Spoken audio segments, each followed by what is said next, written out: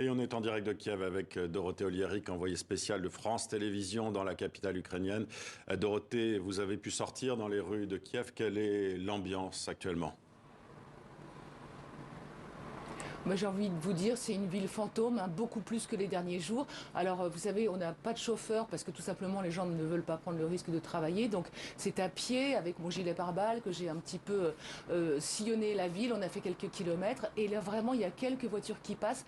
Très, très peu de gens, quelques SDF, quelques dames âgées qui essayent de faire quelques courses. Mais tout est fermé quasiment. Les magasins qui encore hier étaient ouverts, il n'y a rien. Ou quelques petites échoppes d'ailleurs. Nous avons vu dans une échoppe des gens qui viennent travailler, mais c'est un acte citoyen qu'ils font, c'est assez impressionnant. Il y a peu de clients, mais ils veulent être là pour ceux qui auraient besoin d'avoir une boisson, acheter quelques nourritures. Voilà, c'est un acte citoyen, un acte de courage, mais franchement, c'est un autre visage de la ville depuis aujourd'hui. Dorothée, les habitants de Kiev que vous avez rencontrés redoutent-ils l'arrivée des troupes russes ?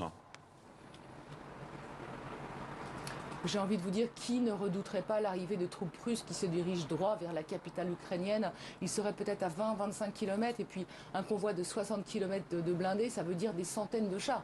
Donc c'est effectivement terrifiant pour la population, mais néanmoins, ils restent calmes, ils restent dignes, ils sont courageux, il n'y a pas de panique et ils sont persuadés, ou en tout cas ils se persuadent que l'armée ukrainienne va repousser cette offensive russe et pourtant ils savent que cette bataille de Kiev qui s'annonce va dessiner l'avenir de l'Ukraine, c'est fondamental. Mais clairement, la ville n'est pas prête à un assaut. On n'est pas dans le Donbass ici.